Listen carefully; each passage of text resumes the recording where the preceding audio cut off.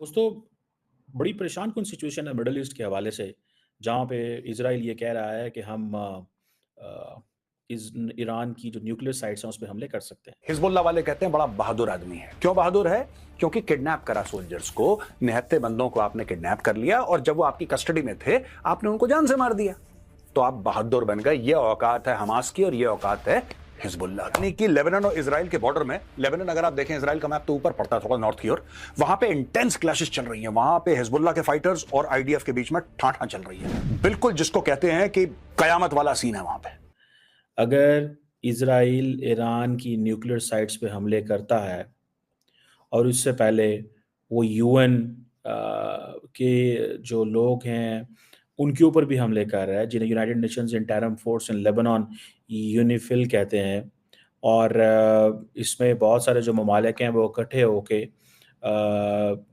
Israel को कह रहे हैं कि if you will do so this will be a war crime. वो मार रहे हैं और वो आगे से डिफेंस ही सिर्फ कर रहे हैं और जारहाना नहीं है, तो इट्स मीन्स कि इंडिया पावरफुल हो गया। सबसे पहले तो मैं ये कहना चाहता हूं कि इजराइल जो कर रहा है बिल्कुल ठीक कर रहा है। मार मार के सुअर बनाओ सबको। नमस्कार दोस्तों, जय हिंद। वीडियो शुरू करने से पहले अगर आपने हमारे चैनल को सब्सक्राइब नहीं किया है तो आप सबसे अनुरोध है, प्लीज़ हमारे चैनल को सब्सक्राइब करें और हमारे वीडियो को लाइक करें। आइए हम पूरी वीडियो देखते हैं। दोस्तों, बड़ी परेशान कुन सिचुएशन है मिडल ईस्ट के हवाले से, जहाँ पे इज़राइल ये कह रहा है कि हम इस ईरान की जो न्यूक्लियर साइट्स हैं, उस पे हमले कर सकते हैं। अगर इज़राइल ईरान की न्यूक्लियर साइट्स पे हमले करता है और इससे पहले वो यूएन के जो लोग हैं, उनके ऊपर भी हमले कर रहा है, जिन्हें United Nations interim force in Lebanon UNIFIL कहते हैं। और इसमें बहुत सारे जो ममालिक हैं वो इकट्ठे होके इसराइल को कह रहे हैं कि if you will do so this will be a war crime. Iranians बड़े बिजी हैं, परेशान हैं, और वो तमाम मिडल ईस्टर्न ममालिक को एक ही बात कह रहे हैं कि इन केस अगर उनकी एयर स्पेस इस्तेमाल हुई तो ईरान जो है वो आपको भी टारगेट करेगा। इसमें बड़ी क्योंकि देखें, एक बड़ी तादाद के अंदर इस वक़्त अमेरिका की जो फ़ौज है वो मिडल ईस्ट में मौजूद है। उसके ऊपर भी बात करते हैं कि तेल की कीमतें बढ़ सकती हैं। तो अब देखिए, पहले इज़राइल सिर्फ़ गज़ा पे जो उसने एक हमला किया और वहाँ पे अंदर घुस गए, और उन्होंने तकरीबन, कहा जा रहा है कि 70-80% गज़ा जो है वो कंप्लीटली तबाह हो चुका हुआ है। दोस्तों, एक बात बताऊँ आपको, यहाँ पे आके पता चलता है कि मज़बूत फ़ौज किसे कहते हैं। अगर आपकी मज़बूत फ़ौज ना हो तो जाएँ चेक करें, फ़लस्तीन के लोगों से पूछें, गज़ा के लोगों से पूछें, लेबनान के लोगों से पूछें, सीरिया के लोगों से पूछें, इराक के लोगों से पूछें कि मज़बूत फ़ौज ना होना कितनी बड़ी किसी मुल्क के लिए तकलीफ़ हो सकती है, जिसमें आपकी हुकूमत आपको डिफेंड ही नहीं कर सकती। आज भारत की फ़ौज मज़बूत है, पाकिस्तान की, चाइना की, तीनों न्यूक्लियर पावर्स हैं, अपने-अपने घरों में आराम से बैठे हुए हैं, बिकॉज़ तीनों को पता है कोई एक जिस पे हमला करेगा, इंडिया पाकिस्तान को पता है, इंडिया चाइना को पता है, अमेरिका चाइना को पता है कि जब भी जिस पे हमला किया जाएगा, तो वो उसके क्या कॉन्सिक्वेंसेज़ हो सकते हैं। डिटरेंस मेंटेन की हुई है। सुनने में आया है कि एक शख्स है जिनका नाम है वफ़ीक सफ़ा, जो कि हिज़्बुल्लाह के जो सेक्रेटरी जनरल थे, हसन नसरुल्लाह, जिनकी ये पिक्चर मैंने सेंटर में लगाई है, इनको मारने के बाद इज़राइली इनको ढूँढ रहे हैं, और उन्होंने अभी रिसेंटली हमला भी किया है इनको ढूँढते-ढूँढते, लेकिन वो नाकाम हुए हैं। और अब क्वेश्चन ये है कि इज़राइली कहते हैं जी कि लेबनान के अंदर हर घर जो है वो दहशतगर्दों से भरा पड़ा है। वहाँ पे स्नाइपर राइफ़ल्स पड़ी हैं, बंदूकें पड़ी हैं, रॉकेट लॉन्चर पड़े हुए हैं, हम पे जो है वो हमले किए जा रहे हैं। और साथ ही इन्होंने अब ये जो चीज़ है, and Hezbollah and Lebanon can not defend itself. Lebanon अपने आप को डिफेंड नहीं कर सकता, ठीक है जी।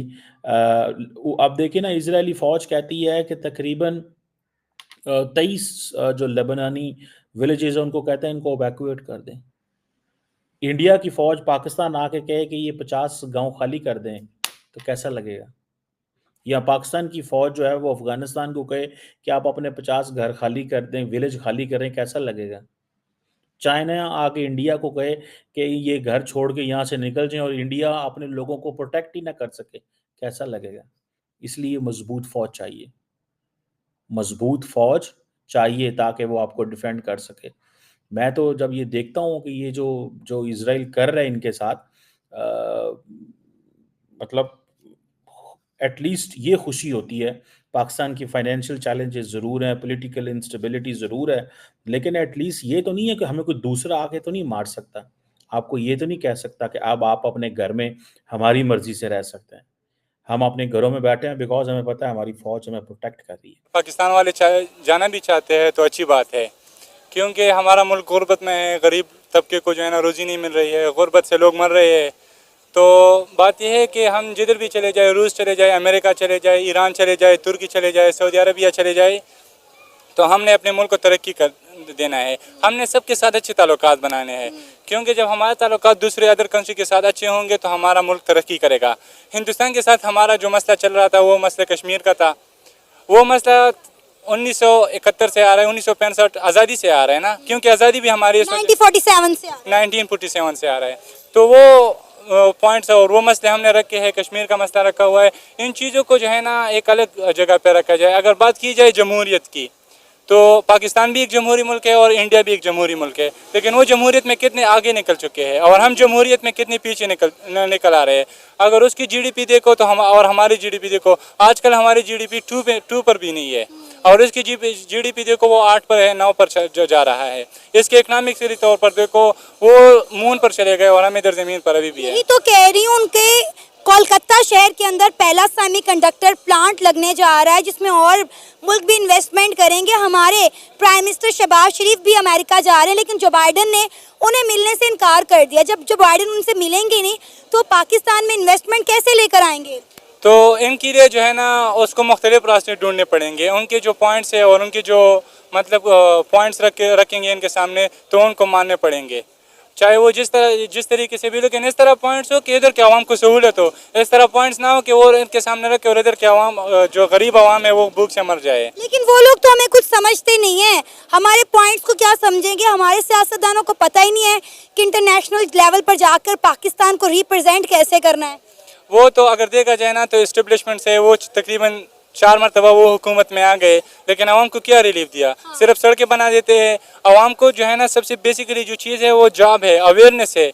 जब स्किल डेवलपमेंट लोगों के अंदर आ जाएगा तो खुद ब खुद सोसाइटी तरक्की करेगी। इंडिया की कामयाबी का राज यही है ना कि वो अपने लोगों को, अपनी यूथ को जो है वो फैसिलिटेट कर रहे हैं, उन्हें रोज़गार के मौके दे रहे हैं, अच्छी एजुकेशन दे रहे हैं। वहाँ पे आप मियारे ज़िंदगी देखें और यहाँ पे आप मियारे ज़िंदगी देख लें। हाँ ना, तो बस यही बात है। सबसे जो बुरी हमारी सोसाइटी की जो सबसे मिसअंडरस्टैंडिंग है वो ये है कि हम जो है ना गलत पॉलिटिशियन की तरफ जाते हैं। आपको वीडियो कैसा लगा और आप इसके बारे में क्या कहना चाहते हैं, आप नीचे कमेंट करके हमें बताएं। आज के लिए इतना ही। जय हिंद।